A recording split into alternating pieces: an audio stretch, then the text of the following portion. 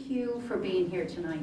There's a lot of places that you could have been, and for you to take the time to learn about animal abuse, I thank you tremendously for that. We actually have a lady that came here from Holly today because of the topic, so it's obviously a topic to a lot of people. So we're glad that you came tonight. We hope that people will leave realizing that animal cruelty does not just affect animals. It's the beginning stages of other violent behavior towards humans. Cole Waterman, our MLive reporter, captioned the essence of the meeting tonight. When he put in a newspaper article about this meeting, he titled it, "Empowering the Public." And that's what we believe our goal is tonight, to give you knowledge. We have a panel here tonight that is going to educate us on how animal cruelty affects not only animals but people, and how those people are a danger to our community. You're going to leave knowing that research shows that animal abuse not only involves animals but people. And we hope that you leave tonight knowing, what do I do if I see animal abuse? So with that, I'd like you to meet the panel. The first two people are our animal control officers, Olivia Shields and Zila Zielinski. They handle our local ordinances and get multiple calls about animal abuse situations.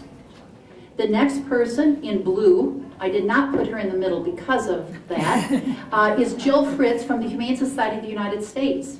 She helps law departments throughout the state deal with animal cruelty.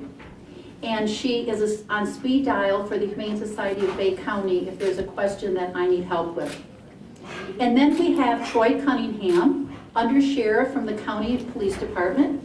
And then we have Ed Bromberg, that he is here from the City Police.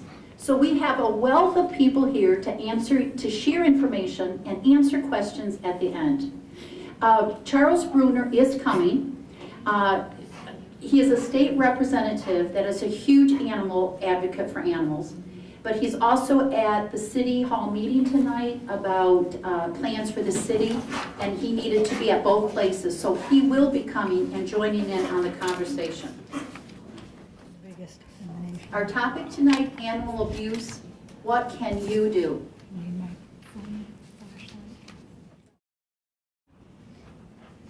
And as I shared with you, here are the people that are going to be talking tonight. And with that, I would like to have Olivia and Lee. Good evening, everybody. I guess what we'll do is we'll go through the bullet points quick and then kind of add into them to something more somewhat vague. Obviously, the first one is pretty straightforward.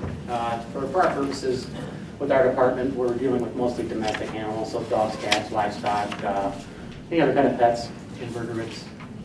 Obviously, spiders. I don't think fish are covered much as far as the food laws, but so mammals, house pets. Adequate care. Basically, what we use for enforcement is provide the animal with the proper food, water, shelter, medical necessity to keep it in a good general condition. So it's sort of a gray blanket, but it's what we go by initially, and obviously it changes case to case. Cruelly drive, work, or beat, that comes out of the portion that normally deals with livestock. Plow animals, sometimes sled dogs. To explain a little more, cruelly drive would be the dog or animal can't stand back up, or they're whipping it to a point where it can't move. It's not something we normally deal with in Bay City, but it could happen. Transportation, normally that deals with compatible groups, so the way you transport them, but also good kind of gray if you're talking about dogs in cars or open pickups. Normally that has to be a secure crate. Sometimes that would also deal with hobbling of animals, where everything needs to be tied their feet together. That's unacceptable unless it's a horse sometimes where they can't be trailered otherwise. But normally the cage has to be big enough for their shoulders to stand up upright and safe. So if you see the dog loose in the pickup, I'm guessing that was what you're going for. No, I just wanted you to share what you deal Crate with. in the vehicle is fine, loose dog in the box of the truck is not. Abandonment, it's pretty straightforward. If you willingly or knowingly leave your animal and don't provide care, it's abandoned. It doesn't apply if your dog gets loose and you're unable to get it if you make a reasonable effort to catch it. It's knowingly leaving it without any care. Suffer, that one, Jill hopefully can talk a little on that too. Suffer, be in pain, it's case by case. Obviously, if an animal is under treatment, then it's allowable. I mean, it's a personal choice for an end of life for anything. But that would be if it's in obvious pain or distress, you're not treating it, and that can go for medical, for anything from a compound break or cancer, I guess. But if it's under treatment, then it's okay. Tether inappropriately. The guy here, obviously, the dog can't posture correctly, so if the chain's heavy enough where the dog can't move or has to drag sideways or it's slung down with too much weight, that also will cover choke style tethers. You can't tie a dog out on a choke chain or pinch collar. As well as length. Length is in there as well. Yep. Length is generally what we go by is at least 3 times the length of the animal from the tip of the nose to the base of the tail. Sometimes that's cutting it pretty short for a small dog. Tethering also, there's a fairly good section of, as far as for safety, if you tether it in a manner where it's constantly getting tangled, there is a 5-foot length. But it doesn't matter if it's 5 foot or not. If you've got your dog tied in a spot where it's constantly getting tangled up, then it's something that would be a legitimate complaint, and we would come out and check. And I believe the state law says a collar or harness appropriate for tethering, which would mean a flea collar obviously wasn't made to hold the dog on a rope. Breakaway collar for a cat wasn't meant for it. So if it's not designed to hold the dog, then it's not appropriate. And not that it's cruel, it's just not safe. The dog or cat's going to break it and they're going to potentially get hurt. And what do we got? Knowingly kill, torture, mutilate, maim, disfigure, or poison. It's a mouthful. That's somewhat gray. Obviously, knowingly kill is going to be, I would think, directed at somebody else's animal.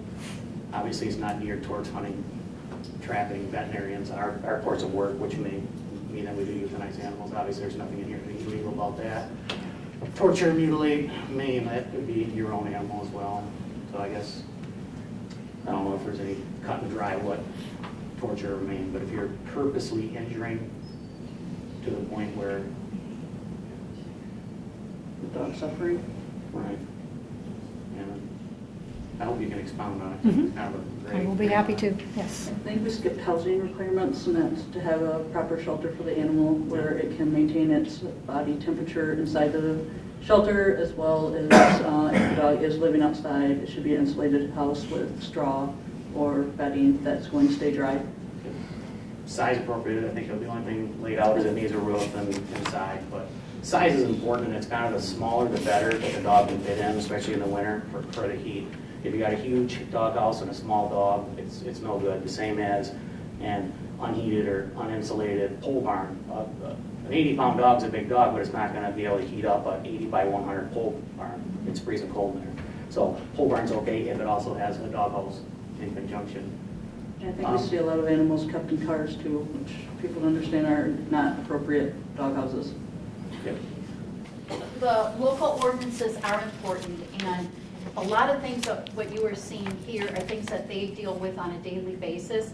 But one of the cases that they were involved with was the horrendous case about this dog, this cat, this black cat that was hit in the back of the head so badly that both eyes were protruding, both eyes had to be removed, and luckily this cat is living in a home that will live out its natural life, being blind, but being cared for.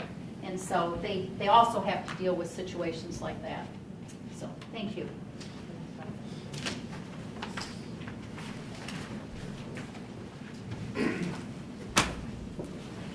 Next slide, Steph. I think that's mine, right? Yes, and Jill Fritz is from the Humane Society of the United States, and she is going to share about why it's important to report. Just to explain a little further what he was talking about on the last slide. In 2009, a new law went into effect in the state of Michigan and makes it an automatic 4-year felony to deliberately maim, torture, mutilate, or kill, or poison any animal. An animal is defined as any vertebrate other than a human being. So the general animal cruelty statute, which has been around for decades, mainly focused on providing adequate care for your own animals, for your own pets. So it basically says a person must provide adequate food, water, shelter, veterinary care, and exercise to maintain an animal in a state of good health. And it also covers the housing, it goes into pretty good detail about dog housing and tethering. It also says you cannot negligently allow an animal to suffer, an animal who is elderly, sick, injured, whatever. And it does have, as he mentioned, exemptions, as all cruelty laws do in the nation, for legally regulated hunting and trapping practices, animal research, pest control, things like that. But some people in the state didn't think that was quite enough. That law just covered mainly how people care for their own animals. It didn't cover if people just go out and just deliberately abuse animals. So they passed that law, went into effect in 2009, and so now it is an automatic felony to deliberately maim, torture, mutilate, poison, or kill an animal. And since that's been in effect, it has been prosecuted several times with all manner of animals, including in Escanaba in the UP. A few years ago, some teenagers broke into a farm and mutilated some cattle, stabbed them, and they were charged with that felony torture law because they're animals, they're covered under it. And there's a case going on right now with a coyote hounder in the UP on that same charge. So it covers all animals outside of generally accepted legal hunting practices. So anyway, why is it important to report? Why care about animal cruelty? I mean, of course, humans, we have to focus on humans and protecting people. Why is it important if we see animals being abused? Well, an FBI supervisor, I think, said it very well a couple of years ago. He said, "The best predictor of future behavior is past behavior, and a past history of violence is the single most important predictor of future violence. Violence against animals is violence, and when it's present, it is synonymous with a history of violence." And this was really made very graphically clear by the Chicago Police Department a few years ago. They did what they called the Chicago Study. And they pulled some people in prison for animal abuse and found that, as they said, a startling propensity for offenders charged with crimes against animals to commit other violent offenses toward human victims. They pulled 332 people in jail for animal abuse. 70% of those had arrests for other felonies, including 2 homicides. 86% had multiple arrests. 70% had narcotics arrests.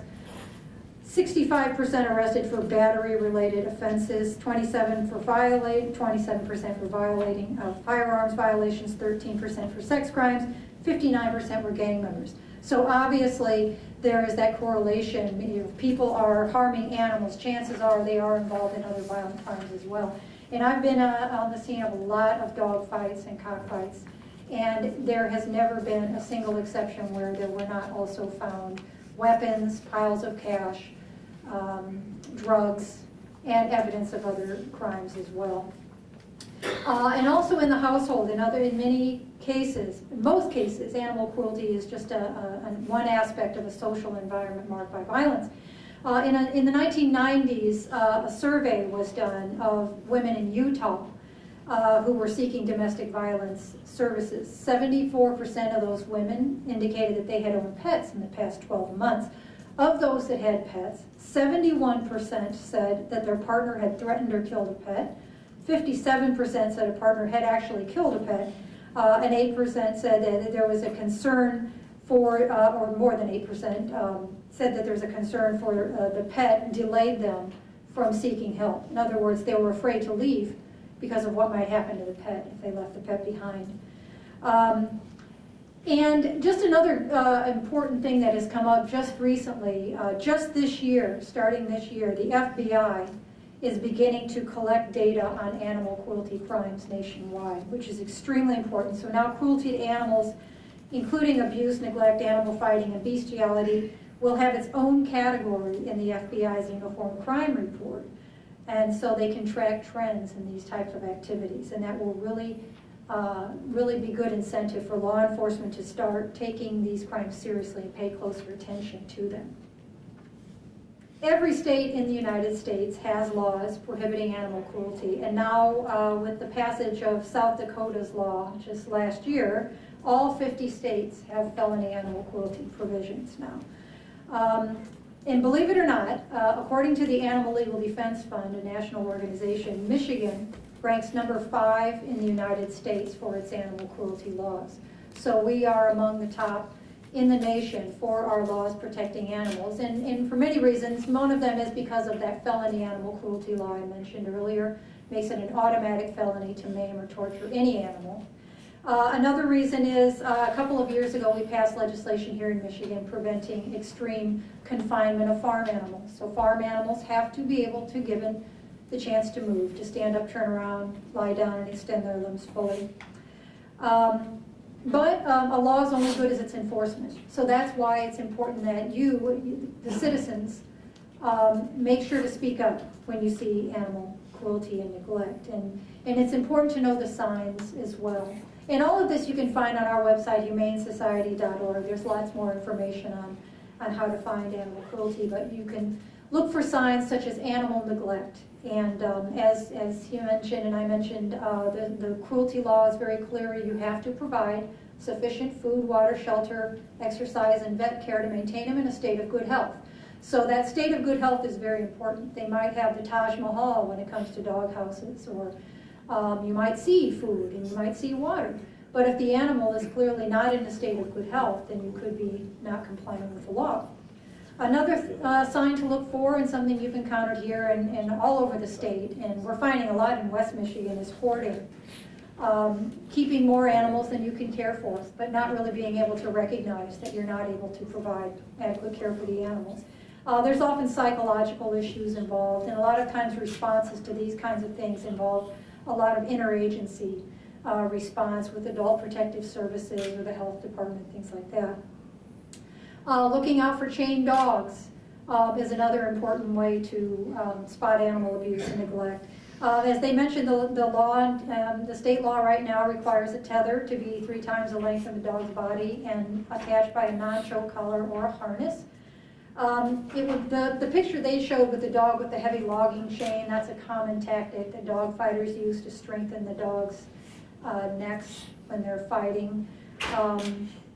Is very unfortunate, but the law doesn't really cover that aspect of it. Abandonment is another thing. They mentioned you cannot abandon an animal without providing sufficient care for them, unless you're fleeing for your life. If you're running from your burning house, that's not abandonment, you're fleeing for your life. Inhumane breeding conditions. We get a lot of complaints all over the state, and we have a reward offer for inhumane puppy mill type situations where dogs are being bred basically as a cash crop and not being provided adequate care. And then fighting, animal fighting, spotting the signs of animal fighting. There's a lot to it, but and on our website, humanesociety.org, you can spot all the signs, the heavy chains, the training apparatus, the types of kennels that they use, etc.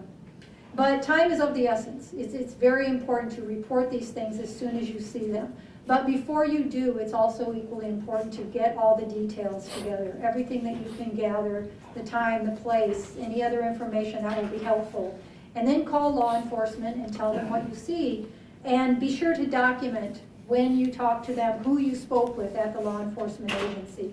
That's extremely important. We hear complaints sometimes, well, I talked to law enforcement and they didn't do anything, or they haven't done anything about the situation, and I asked, well, who did you speak with? I don't know, I left a message somewhere with somebody. So it's important for you to keep track of who you spoke with and when, and then follow up on it to make sure that it gets addressed. I would like to have the city police department, Troy Cunningham, the county undersheriff, and the animal control officers come up and each just share whatever you would like to share about, like what happens when your department gets a call. Because calls go for animal abuse to animal control, they go to different departments. And if there's a plan in place, like to coordinate any of these, so that other departments know what's going on in regard to animal cruelty. So if you could just come up and. As far as reporting cases of animal cruelty, animal abuse, animal neglect go, I know there's a lot of confusion. People have a hard time sometimes when they witness something like this. What do I do? Who do I call? Do I call animal control? Do I call the police department? Do I call 911? A lot of times people don't want to call 911 because they don't necessarily think this is an immediate emergency. 911 is going to always be your best bet to start with because it's staffed 24 hours a day. Police departments, sheriff's departments, animal controls don't always have someone manning their phones 24 hours a day. If you call 911, report what you're seeing, 911 is going to get the process started. They're going to notify the appropriate agency, get the officers to where the incident is happening. I field questions from time to time. We actually get a lot of questions via our Facebook page about, I saw this, I didn't really want to call 911 because I didn't think it was an emergency. Don't let that bother you. Don't consider 911 just a clearinghouse for emergency incidents. 911 acts as a central dispatch for the entire county. So if a police officer, a sheriff's deputy, an animal control officer needs to get somewhere, 911 are going to be the ones to send them. So if you witness something where you think an animal is being abused, neglected, if there's a dog that's been barking at 3 o'clock in the morning for 2 hours, call 911. Let them know about it. They'll get the ball rolling and get the people that need to get on scene to take care of that. As far as the Department of Public Safety goes, generally there's no one specific entity that handles a case of animal abuse or animal neglect. If a call is forwarded to 911, what will happen is 911 will dispatch an officer to the scene. That officer will assess the situation. What's going on here? What do I have? Is it something I can resolve right now? If an animal's left out in the cold and it's 20 below, that officer's going to take that animal, bring it over to animal control. Animal control has a place for us to drop animals off 24 hours a day so they're out of the elements. They're not getting rained on, they're not getting snowed on, they're not out in the weather. If it's a more serious incident, for an example, beginning of November, end of October, we had an incident where a dog was shot multiple times near the rail trail. The initial officer is going to respond to the scene and take an initial report on the incident. But as soon as that happens, he's going to start collaborating with our detectives, start collaborating with animal control. We're going to share information, share resources to find out what we can do to resolve that issue and solve that crime. So a lot of times you're taking a multiple agency approach to handling a specific problem. If it's an incident where there's repeated calls for this dog isn't being fed properly, this dog is being let outside all the time, what we'll generally do is take an initial report on that, then we'll forward that to animal control for follow-up. As long as the officer makes an assessment that the animal isn't in immediate danger, you know, this is more of a quality of a life type problem for the animal, we'll refer that to animal control rather than taking, you know, immediate actions, because they're the experts. They deal with this all the time. That's all they deal with is animals, animals, animals. So, you know, we want the people that know what they're doing to handle the problem. Anything like that? No, I think like he's saying, a big thing with the computer systems and the sharing today that we're doing, if 911 gets a call, regardless of what it's on, they give that information out to the officers. So if animal control's been out there, if the city's been out there, if the state's been out there, or if the sheriff department's been out there, we have all that information. It all does go through 911, and we share the same software and same report writing systems with the state police, with the city police, where we can pull it up by names, by addresses, through 911 and get copies of those reports. So if there is something that's been going on and it's a repetitive thing, or we've been out to the same house several times for the same issues, we all have that same information at our fingertips. And like I said, we kick it back over to animal control, or they work with us. And I mean, we do that quite frequently. I know we were just talking about one. I had a lady who was concerned about a dog.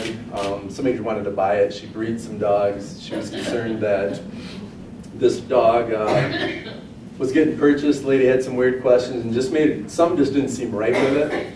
So she contacted us, she's contacted Animal Control, because she thought maybe these people down south, it was down in one of the southern counties in Michigan, were just trying to buy animals off Craigslist, off eBay, anything she was seeing these animals on.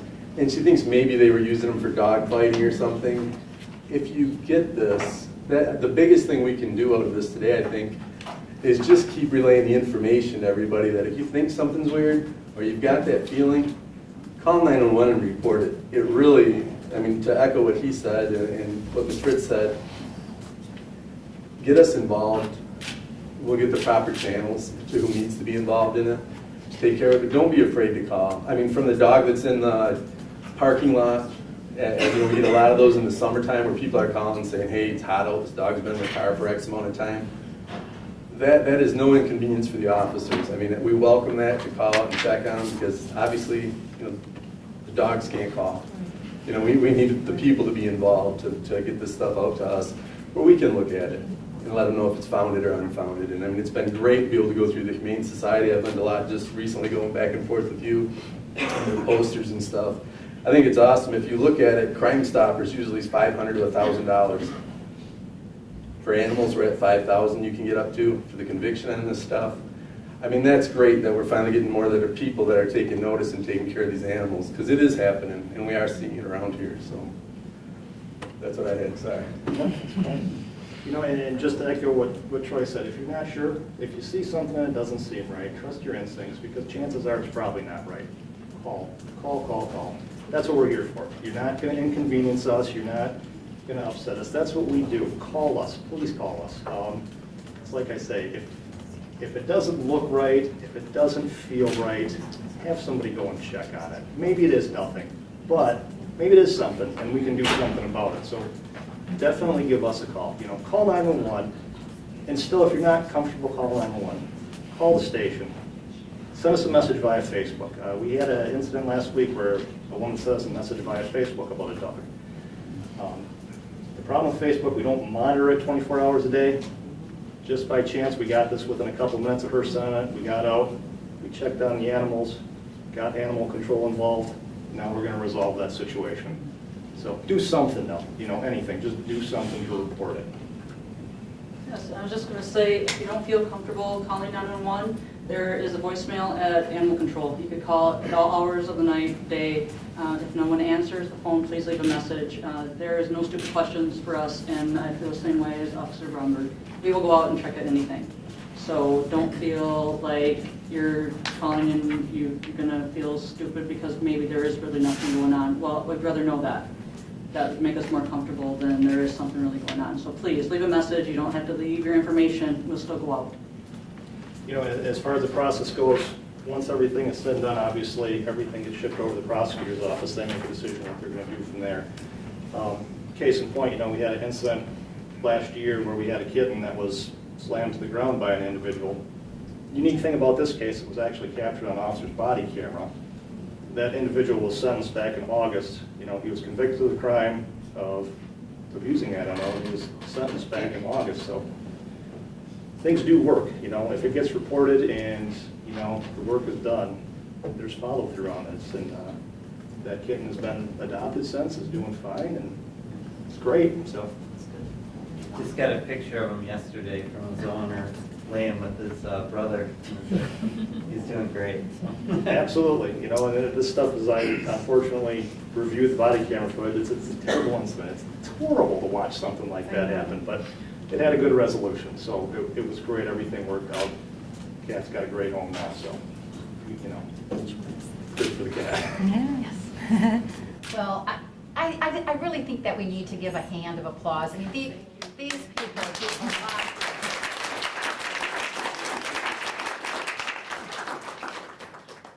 Thank you. If you happen to see the paper this week, here's a situation that happened, and Animal Control helped get it resolved. A neighbor saw a vacant house next door that was being remodeled, and there was a broken window in the basement that had been repaired. So she walks by and sees 3 cats sitting in the window, and the house is locked up, it's vacant.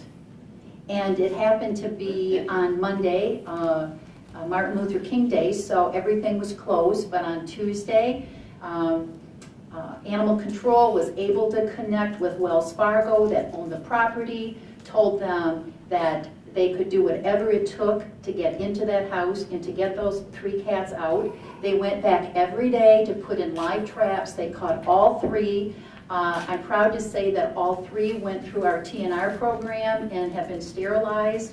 And the 1 cat is going into a foster home on Monday. And so it happens because somebody took the time to say, I think that these cats might be in danger. And it works. Okay, thank you. Next slide. What is the role of the Humane Society and the Humane Society of the United States in this? And Jill, come up and join me if you would. One of the things that we began in August was a $100 Paws Club.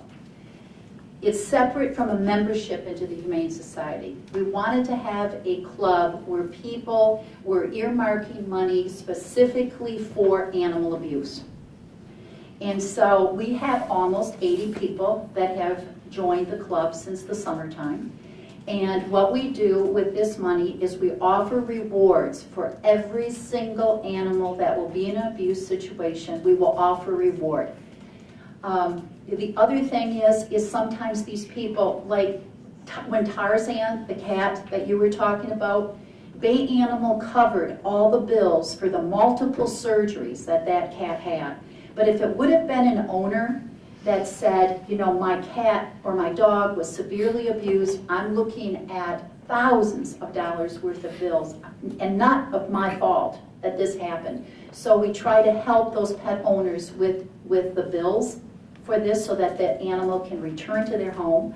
And we want to be able to have sessions like this, meetings where we can gather people, like people in our community that are making a difference and educating us on how to get involved. And HSUS. Yeah.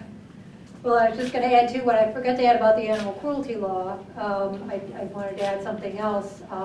In 2012, Michigan passed another package of bills that made our animal fighting law the strongest in the United States. So Michigan has the strongest animal fighting law, and that is because it's not only a felony to fight animals, dogs or roosters, it's a felony to train them to fight, to be a spectator at an animal fight, to buy or sell fighting dogs or roosters.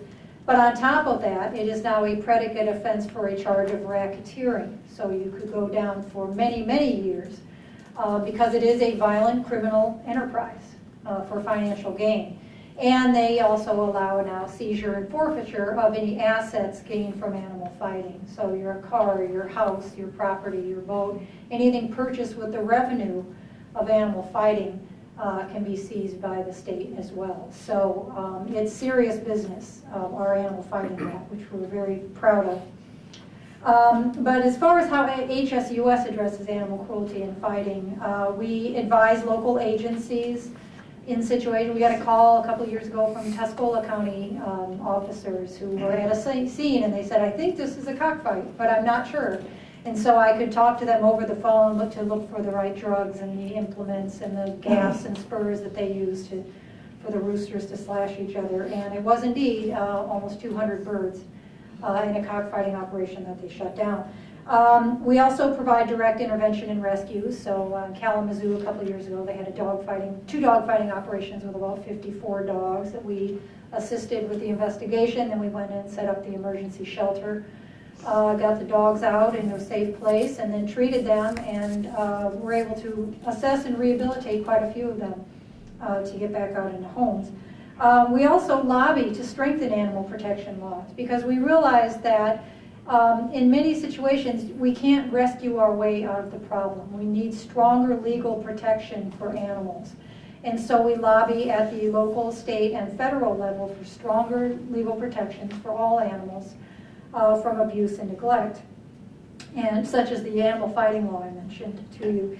We also offer rewards like the Humane Society of Bay County. We have a standard reward offer of $5,000 for information leading to the arrest and conviction of animal abusers, animal fighters, and also illegal puppy mills. And also a reward offer for the abuse of horses, for the practice of soring. If you are familiar with the Tennessee walking horses, it's a horrible abuse I won't go into detail in, but there's a large reward offer to catch people who do that. And we not only help with the investigation, the advising on the case, the rescue, but also with the prosecution. We have a director of animal cruelty prosecutions that advises prosecutors all over the state directly on cases to help them get a conviction.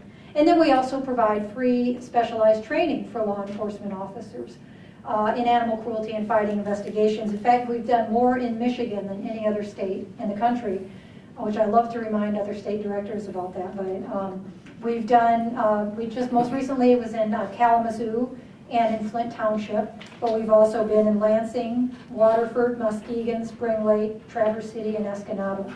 So we are out there helping to train law enforcement officers, and it's totally free, in investigating animal cruelty. And I have some flyers on the table back there about that as well. So that's how we work with local organizations like Humane Society of Bay County to train law enforcement officers and to strengthen the laws for them to enforce. Thank you, Jim. Representative Charles Bruner, would you come up for your slide?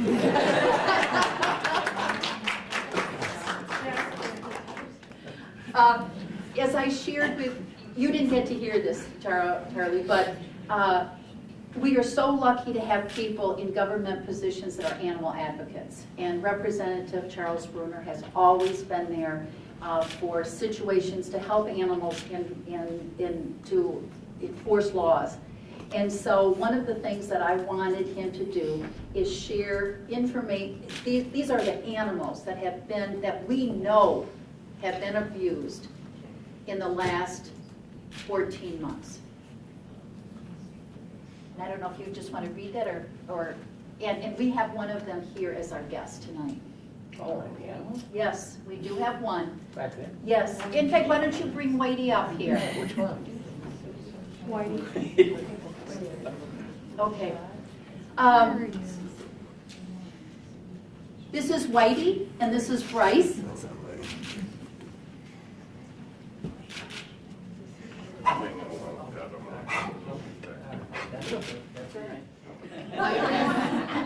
Whitey He is... said he's protective of him, so either that or he doesn't like politicians. No, that's fine. Whitey, you can't see it now, but he was on an earlier picture. He was shot on the left shoulder. He still experiences pain. There was no person that was ever captured or convicted of the crime. Bryce actually heard the shotgun. He heard the sound, and when he came, Whitey had been shot and took it to a vet clinic, and actually also had to have it at MSU for a while. And so, but here's an example of one of the dogs. Ace, the very top, is this dog, this cat right here, that was injured so badly both eyes had to be removed. It was an outside community cat. The person was taking care of this cat. The cat came up to the porch, half frozen, and taken to the vet and said it was the worst form of cruelty this vet has ever seen. That was in Bangor Township. Whitey's from Bangor Township. Sassy is this dog right here that had actually been adopted from animal control. Thank you, Bryce. Thank you, Whitey.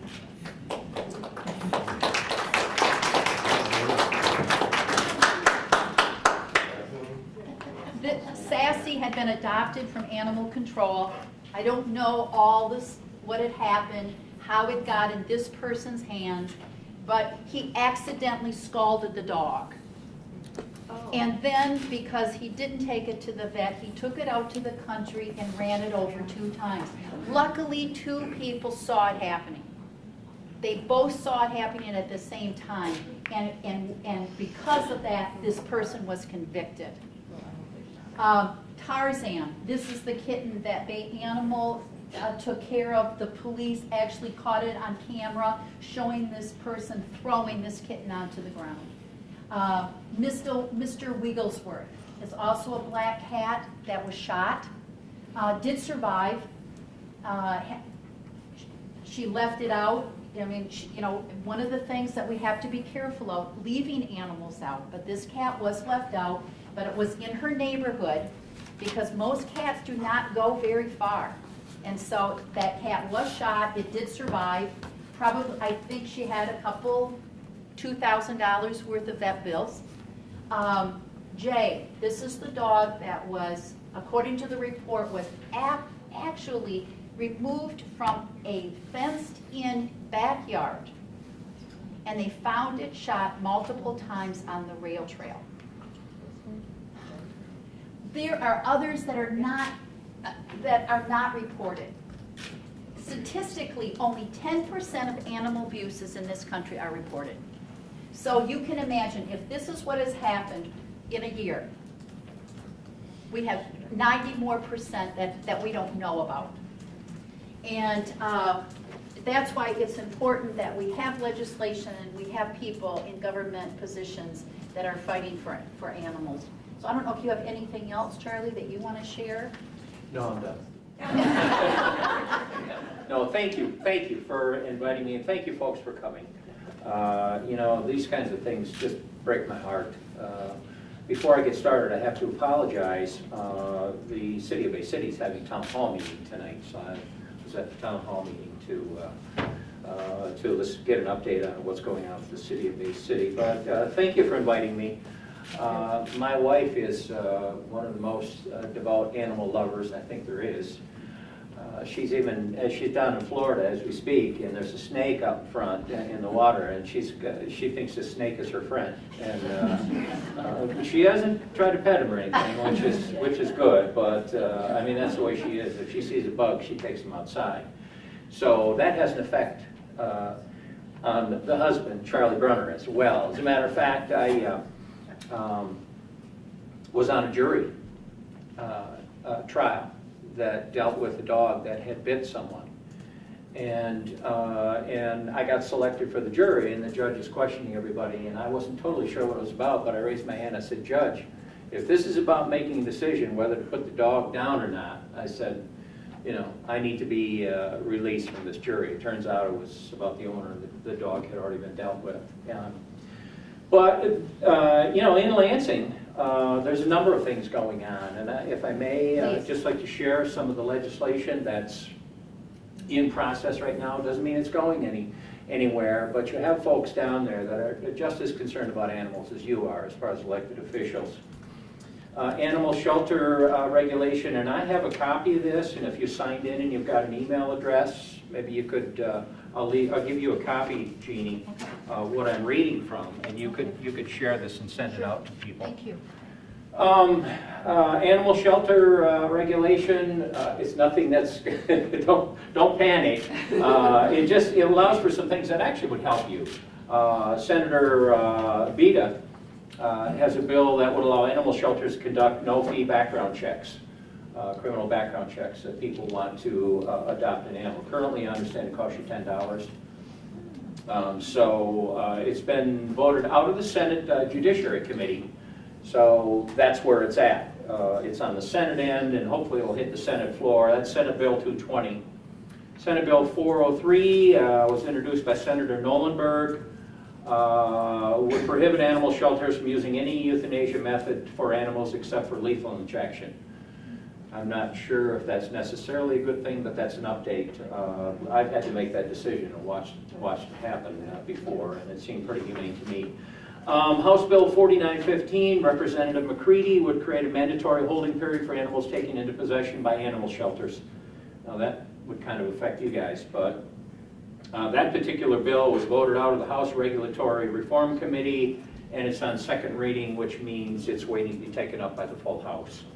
Animal adoption, and I don't have, by the way, I don't have 100 of these. I just got 2 sections. So, House Bills 4353 and 4355 Basically would prohibit animal shelters from adopting animals to individuals who have prior convictions for animal abuse within the preceding 5 years and require background checks for individuals seeking to adopt an animal. And that's where that free background check would come into place. All of these bills are obviously well-intentioned. Senator, on that one, by the way, both bills have been voted out of the House Judiciary Committee and are waiting to be taken up by the full House.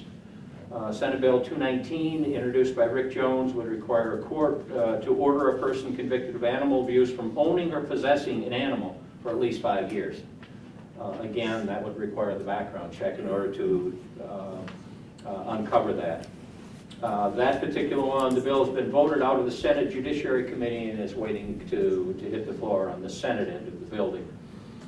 Increased criminal penalties for animal abuse. Senate Bills 28 and 29, introduced by Senators Steve Vita and Rick Jones respectively, would increase criminal penalties for animal neglect and cruelty, which I assume most of you probably certainly would disagree with. And I won't get into the specifics because I don't want to take too long.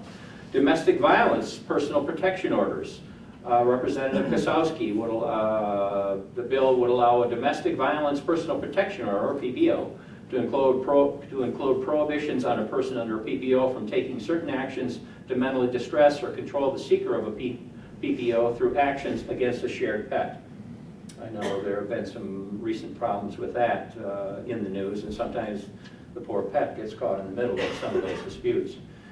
Disposition of animals involving animal fighting. House Bill, that one, by the way, has passed the House, and it's was sent down to the Senate end, so it passed the full House. Disposition of animals involving animal fighting. House Bill 4765, introduced by Representative McCready. Let's see, the bill would permit an animal control shelter or law enforcement agency to own, adopt, or transfer an animal for the purpose of adoption if it had been previously used for fighting and has passed behavioral assessment and determined to be fit for placement. And obviously there's more to these bills, but I don't want to take up everybody's time here. And then finally, licensing and regulation of breeding kennels. House Bill 4898, introduced by Representative Mike McCready. Basically would bring large-scale dog breeding kennels under existing regulations for pet shops. In general, would require licensing of large breeding kennels, require reporting to the Michigan Department of Agriculture and Rural Development, require vaccinations and health certification of animals being sold, regulate the sale and importation of animals, and limit the size of breeding kennels. There have been some problems with those as well, as you well know. Well, actually, it was one, I think, today. I saw on the news about a house that was raided, and they found, I think, 50-some dogs. Some of you may have seen that on the news. That particular bill, the bill has been reported from the House Appropriations Committee and is on second reading. So it's waiting to be taken up on the House floor. And I'll tell you, the importance of these bills, you know, state government, I know sometimes you think you can't have an effect, but it doesn't hurt if you support the bill to let the maker of the bill know, to let the Speaker of the House know, to let the Senate know. You can just go on the computer and you can say, I think this is a great idea. You know, send out emails in support of these particular pieces of legislation if you so wish to do. House Bills 4760 and 61, introduced by Representative Roberts and Griggs, would make similar changes and require licensing. Well, this one is very similar to the one I just mentioned. And then Senate Bill 339, similar changes, and also deals with large-scale dog breeding kennels. So that information Jeannie has, and if you signed in, you got an email. Jeannie, can you get that to those folks then that did? And I won't take much more of your time other than to say you have some great leadership, and Jeannie and Dee and some of the other folks involved with the Humane Society that just really do a great service to our community and put forth a great effort so that these kinds of things don't happen. I don't know about you, but this breaks my heart. Well, I know it does you guys, you're here. But the sad thing is the people that actually did it, you know, hopefully they get caught and they get theirs. So, yes, sir. May I, Madam Chair, Yes, take a yes. question? Mr. Yeah. Warner, Yes. in the interest of time, I don't want to bring it up in front of all the people, but do you have 5 minutes after the meeting to speak on the bills you're talking about that are looking for background checks? To speak to you personally? Oh, yeah, absolutely, sure, yeah. And one last thing, and this is some good news, and I think Dee knows this because I think I told her on the phone. I was contacted by Dee, and I'm sure Jeannie had a role in this. We just got, finally, from the Legislative Service Bureau, which is a group of attorneys that if we have an idea, we turn it over to them, and they actually write the legislation for us. And the idea was to have a license plate that you can check the box when you get your license that would support no-kill shelters. And so I just got the what's called the blue back today. I'll be seeking co-sponsorship and probably be turning that bill in a week, so I'll have a bill number for you.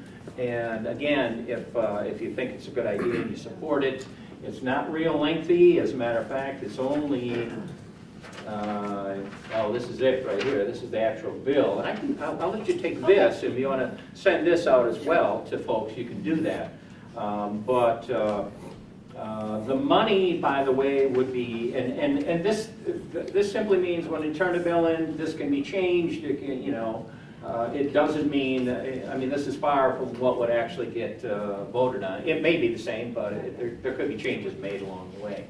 And so hopefully we'll get a hearing on it, get a final bill, get it through the House, get it through the Senate, get it to the governor. I mean, sometimes that's not easy to do. So, but Dee, you got a question? Well, just a little bit more on that. Michigan Pet Fund Alliance, Deb Schott, I don't know, she has spoken here several times, but would be part of the committee to disperse the funds. Any county animal shelter, or doesn't necessarily have to be a county animal shelter, but if they want to move in the direction of a no-kill, then they would be first on the list to receive any of the monies that are, the revenue from these license plates. And, it would give help monetarily to deal with, that. So hopefully they could be a no-kill. Yeah, and that's designated in Of the bills. adoptable animals, I need to preface that. No-kill of adoptable animals.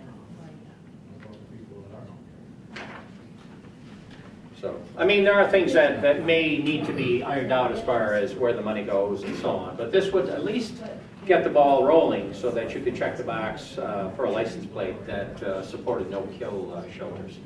And so that would take the Treasury would hold on to the money, and then they would transfer the money to that organization that Dee referenced. So I thank you, and Thank you. good luck, and thank you for putting this on. Okay. Wonderful. And these people.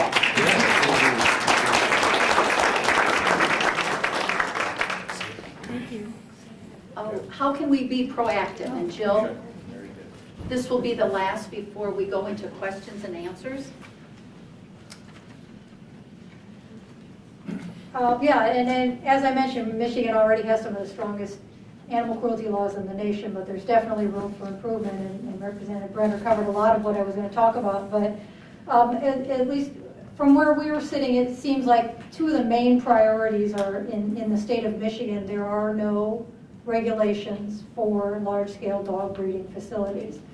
And we're not a huge puppy mill state here, unlike almost every other state in the Midwest, but we're already starting to see these large-scale dog breeding facilities moving up into Michigan from Indiana, for example, where they are cracking down on them. In Indiana, Wisconsin, Minnesota, they've all passed laws regulating these places, and so they're starting to look at Michigan as, hey, they don't have any regulations. So we do need to pass that, some kind of regulation and oversight of these large-scale facilities.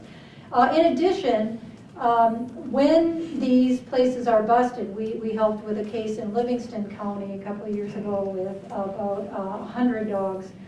Allegan County had a situation with almost 400 little Shih Tzus in horrible condition. When these things happen, it costs tens of thousands of dollars in veterinary care, staff time, and facilities for local governments or for the local animal shelter or even the national groups like us that come in and help with the sheltering and disposition of the animals. And that's all tens of thousands of dollars that could have been saved with just a little oversight and regulation of these facilities. So law enforcement knows where they are and can keep an eye on them so that they don't get out of control. And then you have hundreds of animals suffering and thousands of dollars going from county governments and shelters that are already strapped and already overcrowded. So that's why we need that kind of legislation. And also, as Representative Browner mentioned, currently there is no uniform standard of euthanasia in Michigan shelters. Up until August, there were 4 county animal control shelters in the state that were still using a carbon monoxide gas chamber to euthanize pets. They put them in the chamber, shut the door, turn on the gas, and it can take them up to 25 minutes to die in these conditions. Whereas the vast majority of Michigan shelters already use the more humane euthanasia by injection. And we've all been through this with our own pets. When the time comes, it's a very, very fast, within seconds, and a very gentle method of euthanasia that also costs less than using these gas chambers. Well, just a couple weeks ago, Branch County down in southern Michigan became the final county to vote out the use of its county animal control shelter gas chambers. So there are no more operating gas chambers in the state of Michigan. But there is nothing preventing other animal control shelters from starting to use gas again. It was just a couple of years ago that the Gratiot County Animal Control Shelter stopped using a barrel where they would put pets into the barrel and shove a hose in there and gas them that way. The citizens were outraged and told the commissioners they had to vote it out. But there's, Neil, I don't know, was it in Midland that had a hole in the floor? Or was that Muskegon? I can't remember. But They changed from the hole in the floor to the actual gas chamber? barrel. Yeah.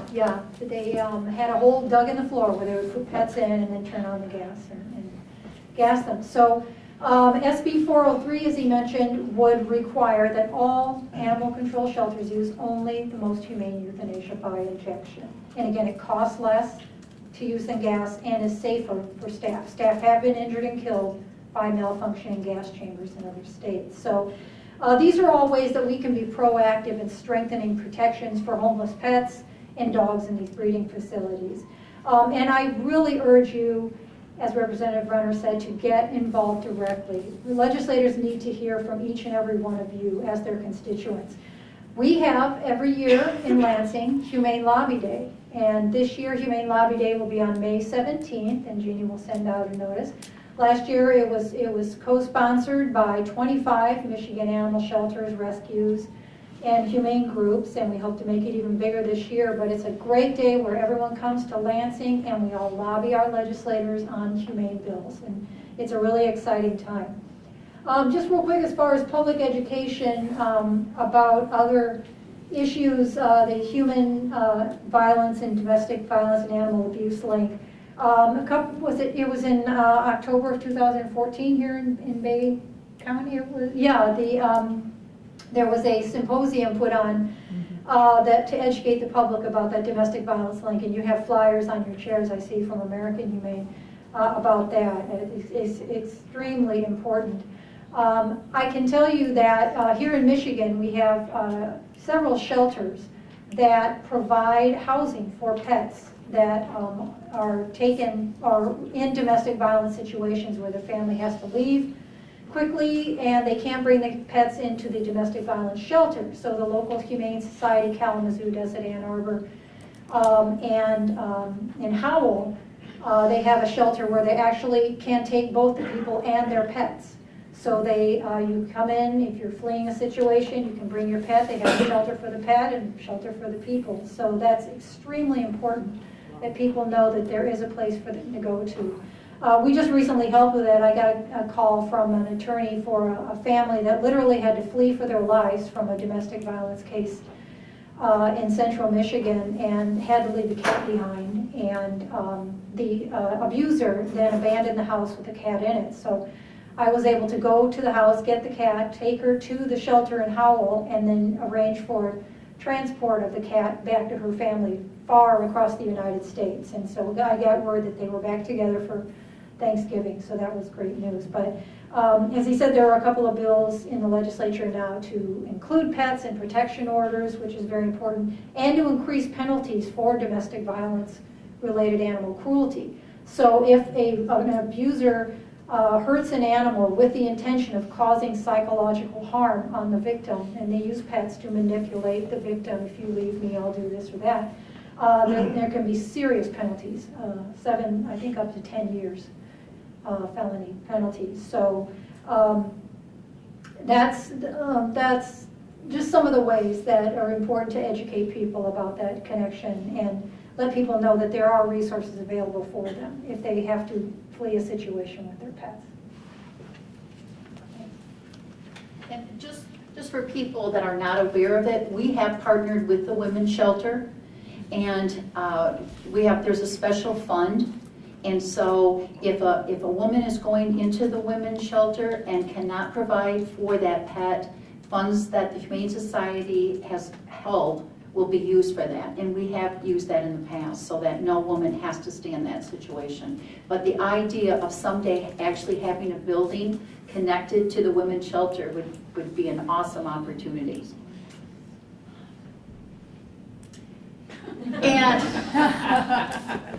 And that's the end. I don't know if they have any questions, but do you? What kind of questions do you have? And you can ask anyone on the panel or me. We have a microphone over here that we can move this around. Are there? Okay, we have all.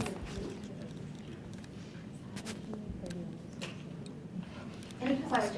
Yes, ask the ACOs, what kind of special training do you guys have for cruelty investigations and what training do you, on top of your ACO training? Specifically for cruelty investigations, I've gone through the school from University of Columbia, level 1, level 3, through those classes. I don't think there's any specific setup, it's kind of a, Yeah.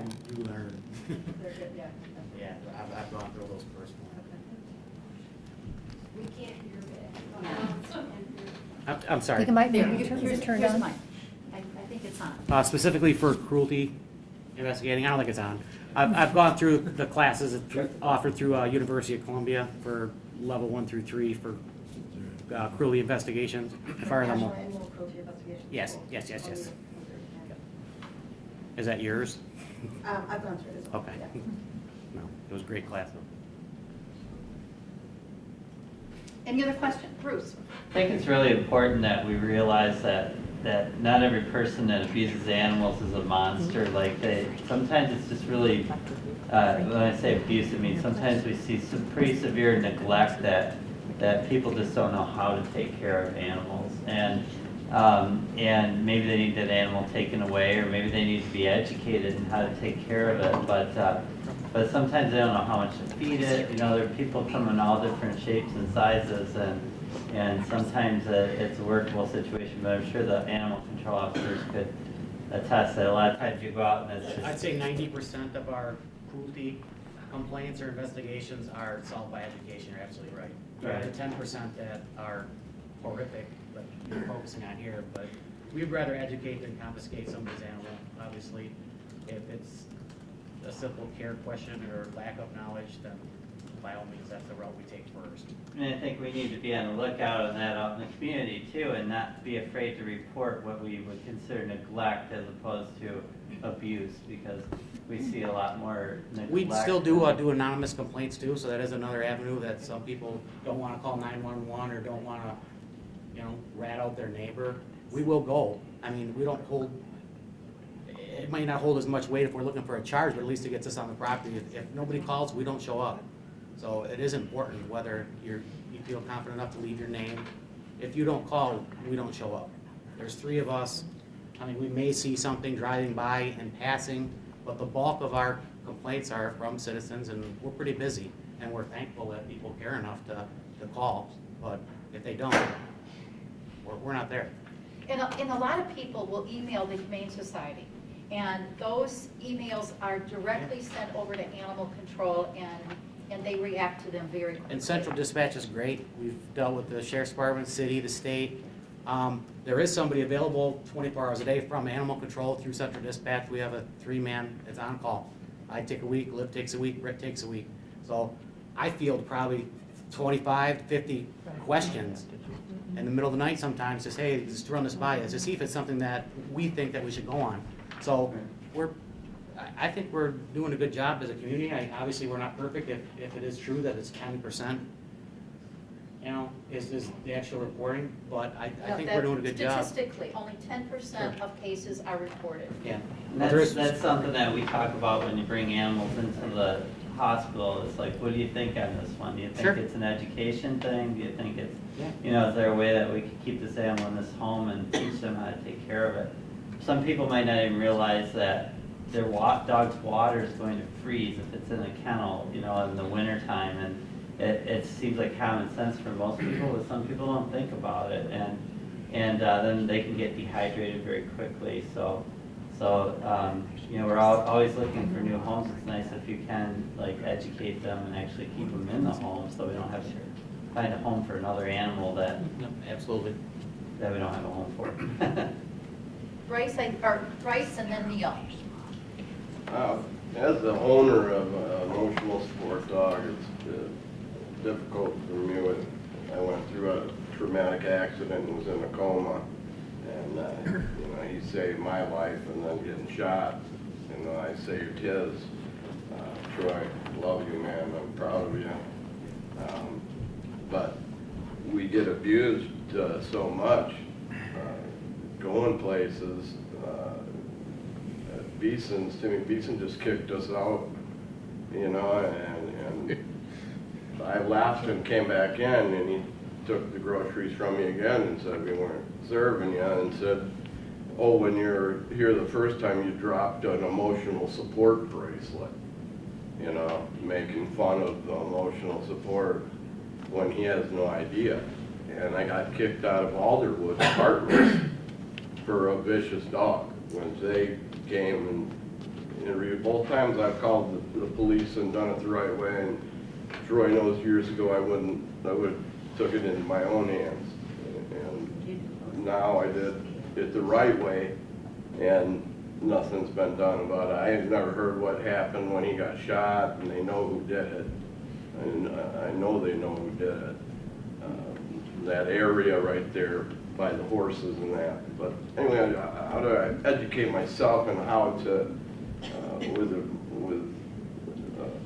traumatic brain injury, as Troy knows, I've played years of high-level football, so you know, I've suffered concussion. This is before they looked at it. You know, how many fingers I got? 12. Get back in there.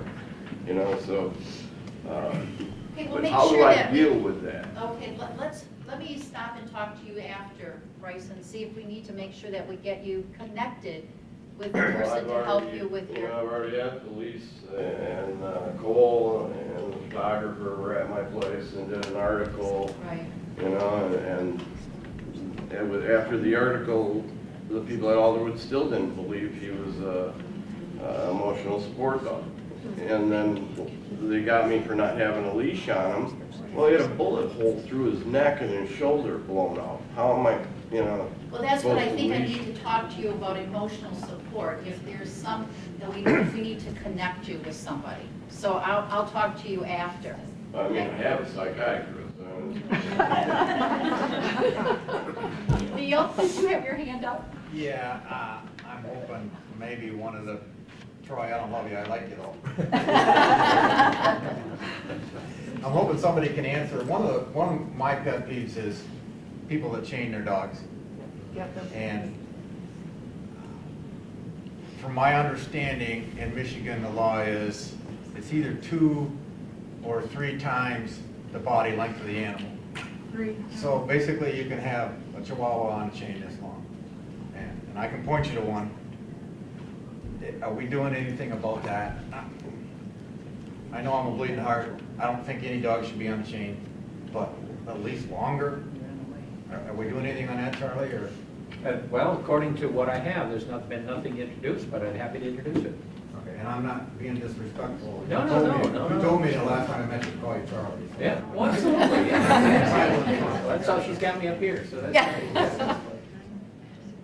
Is there anything for keeping, I'm sorry, was No, there go anything ahead. for keeping animals out in extreme temperatures? Is there a law for that, for a duration? Is it a limited duration? Or like you see an animal out on a chain and it's freezing cold and it's 20 below and they've been out there? I mean, is that, how long? Just the access to shelter.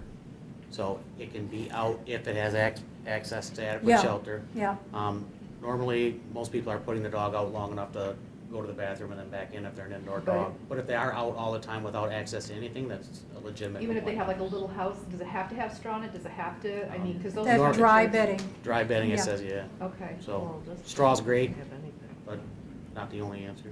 But yeah, if there's nothing, we'd go and look at the actual shelter case to case. Was there a petition going around at all? Did I see something on Facebook for the length of time an animal can be left outside? Yes, yes, there is some work on that. Oh, right, that's, Right. okay, okay. Nothing has been. Okay, thank you. I think not a lot of people realize that we do have animal lovers in the prosecutor's office too. And so, in Bay County, and so they do a really good job, I think, of prosecuting cases and getting convictions and stuff. I would hope everybody would agree with that. It seems to be my experience anyway. Any other question? Becky? I don't really have a question, but a concern. I know there's the leaving dogs in the hot car in the summer. I'm always concerned when I see these people bike riding on 85-degree days and it's hot black pavement, the dog's running alongside, panting its head off, not looking happy at all. Is that, I mean, it's probably not cruelty, but That would fall under your overdrive, I would think, Yeah, right? truly word If, drive. if it were to result in an injury to the dog. So it's a, it would have to, it would be neglect if it caused an injury. And I think still, if you're seeing stuff like that with the dogs running, with them panting, with them outside, still, like we've been saying, call, because I think to your point, a lot of people aren't thinking that way. You know, they may have those animals, but they're not realizing, like you said, like the concrete's so hot or something's going on. And a lot of times, just with us stopping or intervening with them, you know, I can't say every time, but I think a lot of times people start realizing, like you said, they don't even think about that. Yeah, for You know, instance, I don't think they're doing it to be mean necessarily every time, but. we always get a heat stroke case in the spring because the leaves aren't on the trees yet, and people just assume that their backyard is shade, and they'll put the Rottweiler in the backyard or something, and it's got a black coat, and the sun's being down, it's the first 80-degree day, and they get heat stressed, you know. So it's sometimes it's simple things, but you got to watch out for your neighbor's dogs. You had your hand raised. Yeah, do you do education in school? We do. We have started. We have a volunteer that's a retired teacher from like Kalamazoo area and lives in this area now. And she did something with the high schools last year, and she's doing something with middle schools. And she does go into schools when she's invited. And along with her, often Stephanie goes. Stephanie is our dog foster coordinator, and will often take dogs along to the classrooms to talk about taking care of pets. We're going into Kramer on Friday this week. Okay. Yeah, because, you know, like you indicated in your brochure here, you know, the connection between the kids and the animals. And so are you thinking about doing it with younger kids? You know, everything gets down to volunteers. And so if there are people that you know that have experience with working with students and would like to contact the Humane Society, I would love to talk to that person. Okay, because I'm an advocate for children of abuse and neglect. Yes. And I've seen it firsthand, that the little ones, they get frustrated, you know, maybe they're getting beat on at home, and so then they take it out on the pet, because it's the only way they can show any, express their anger, you know, so they take it out on the family. So I'm out for educating the younger better. Yes. I can just add to the, Yes, the Humane Society of the United States publishes Kind News, which is I think it comes out every couple of months, a magazine that you can get a subscription to go right to the classroom. And it has a teacher's guide, and there are different grade levels. And there are several schools here in Michigan that subscribe to Kind News and get it in the classroom, and it has all kinds of fun things about animals to educate kids about humane treatment of animals. So you can go to humanesociety.org and find out more about that, getting a subscription. Or you can just talk to me. Kind News? Kind News, yeah. Yes. There was mention of dogs in the back of pickup trucks, loose. Is that against the law then? Not that I have never been able to find out definitively in statute whether it's illegal to have a dog. I was under in the your- impression as of late that the tethers couldn't reach the side, or else that's what we try and go with. So if Okay. they have a side to side, that's fine. If they can't reach the box rail or crate, Okay, if that's not it, that's what we're enforcing, and we're doing very well with it. yeah, I've searched. One and issue we searched. run into, we're not an emergency vehicle, so I can't make a traffic stop. So if I see it, I gotta catch them at the light, or most people are like, oh, I didn't know. And the dog jumps back through the slider window into the truck. I mean, most people do it because they think the dogs like it. They're not doing it to be mean. So they're like, oh, I didn't know, and the dog's back in. Yes. And I just want to comment, a question, but comment as well, is what Dr. Frankie brought up was that so many people just don't realize what they're doing is harming their dog. And so with the vehicle situation, everybody has airbags in their vehicle now. And there's so many pets riding either on the driver's seat or they're on the passenger side, and they don't understand, and maybe, I don't know, if we can write up something for, I would love for us to be able to have at some point something on a billboard to say, you know, you don't understand that a minor thunderbender is going to crush your dog to death. And I have some clients that I have mentioned to them numerous times, you realize the danger. We're not driving 1960 or 70 or 80 cars anymore. These are bullets of air coming into your dog. And so I don't know. I just didn't know what your opinion was on that and how you guys feeling. Be distracted driver or something. Right. You know, it depends on the size of your pet, if your pet's under control or not, but you're absolutely right. It is a dangerous situation. Airbags come out, they just put a lot of force on it. We've seen, Troy and I'm sure everybody else has heard about or seen injuries and accidents that result from the deployment of airbags. So if you have an animal in the front seat that's not secured, it can be devastating to it, especially your smaller breeds.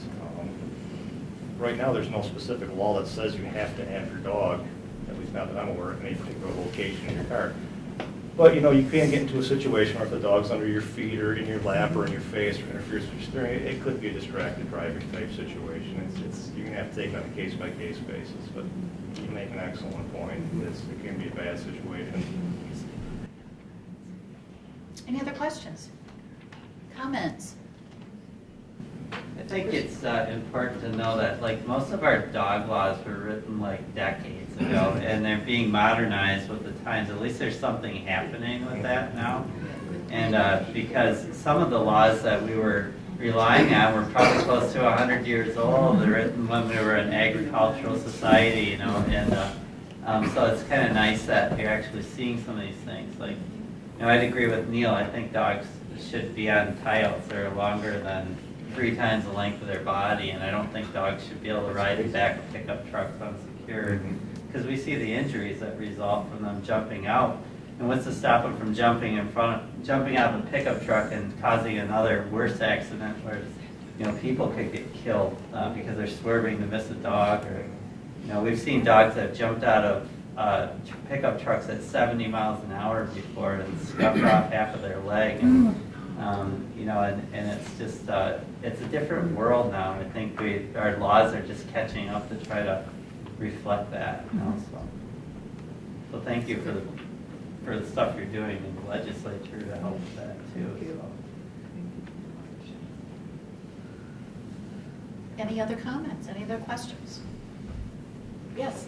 Do you have a lot of success with the rewards you offer for animal abuse, like those animals that showed on there? Are people We have not. afraid to report, or they just don't see anything? Well, or don't you want know, to? I asked, Jill, would you share with your experience throughout the state how that goes?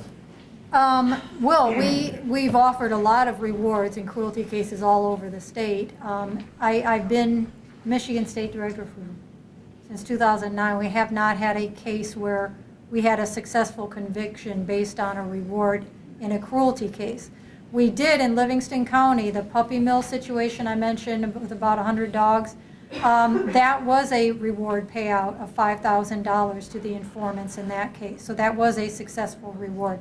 And we've paid out many of our animal fighting reward offers all over the United States. So we have been successful here in Michigan with the reward for puppy mill cruelty, unfortunately not with any other kinds of cruelty.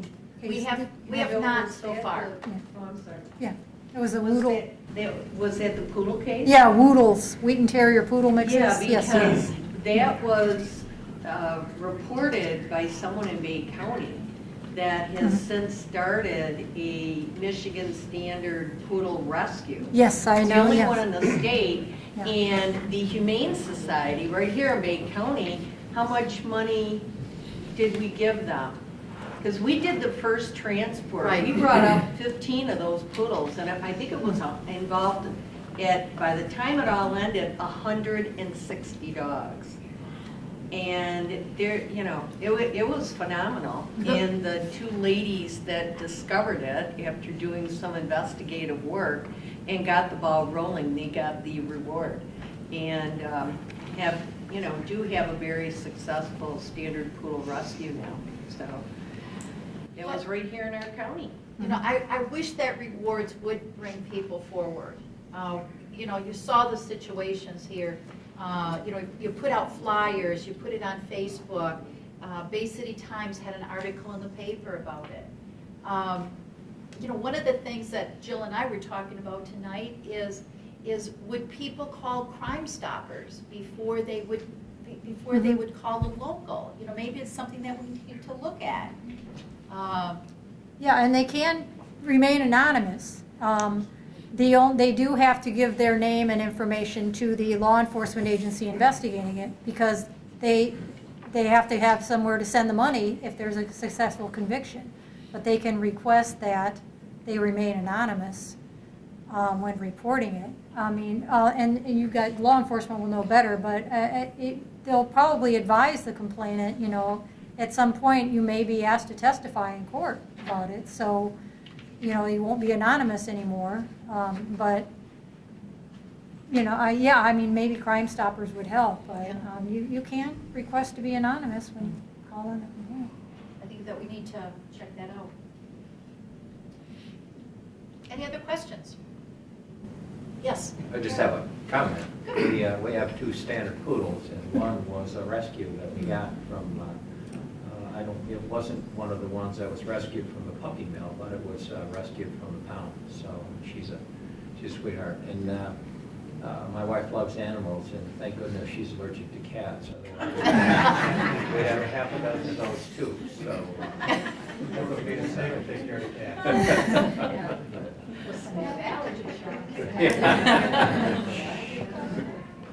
Are there any other questions? Yes? So like you said, you can report to 911, you can call them. I know animal control has set hours. There's nobody there 24/7, is there? Central dispatch, you'd call 911. They do have access to us 24 hours a day. Yep. You can go out on calls. Yep. Only if it meets our criteria list, and that would be case by case. So we won't respond to a barking dog with any regularity in the middle of the night. But there's a certain set of calls that we will respond to outside of normal hours, and that's Christmas, Sundays, whatever. So. But if you did get a call about the barking dog, then you would go the following day. Yeah, so. Normally, Central Dispatch sort of filters out what they know what's on the list. So we would get that either off our voicemail or with tax and tolls. Or you can call the shelter at any time and leave a voicemail, even after hours. Yeah, honestly, every complaint that comes in is responded to. So whether it's a barking dog, if we're that busy and it takes us 2 days, we go. Because sometimes there's other underlying things why that dog's out there barking. So we have to prioritize our workload, but we do respond to every phone call made, so we get to look at them. Neil? Depends on Z though, it depends on where you're at in your county. If you're close to the Midland, you might get 911 in Midland, and they're gonna tell you that there's no service. I actually live right there. I've never had it happen, but I'm not saying you're wrong. Have it happen every day, you know, we also Okay. have it happen if you're toward Freeland, you get Saginaw instead of Midland. Okay. Dispatch should try to take care of that the best, usually if they get the addresses, but yeah, like you're talking, I know when you get out into the western part of the county, a lot of that'll happen, where you automatically get Dispatch, Midland. they don't make the inquiries where you're Yeah. going from. Yep, but that does happen. you might get an answer that you don't like, but it's not because Page County isn't doing their job. Because a different county has a different Sure. policy. Like, I've had people call and chew us out because dispatch 911 told them to take the animal to Humane Society, drop it off, and there's food and water in a cage there. Well, we don't have that, but they were in Freeland. So they got Saginaw, they have that in Saginaw. Well, we have time for one more question. Yes. I had a case where there was a dog that ran loose all day, every day, and while the owners were at work. And I called animal control, this wasn't Bay City, but I called and they asked if I had the dog contained. Is that legal? It's legal for you to contain that dog as long as the purpose is to turn it into animal control. So there's some certain things. You can't lure it off their property or go onto their property and take it. No, as long as you're good-heartedly turning it in, that you can combine it. Some people won't respond, or some departments don't respond to loose dogs. We will, so they will respond to a contained animal and go and pick it up. So that might have been the case. Why the question would be? No, as long as your intent is to turn it in or give it back to the owner. Well, I want to thank everyone for coming tonight. I appreciate if you have any comments that you'd like to share after, or if our telephone number is always available. We have newsletters on the table. Please take it. Jill Fritz has some information on the table about animal cruelty, and please let us know. Keep in touch.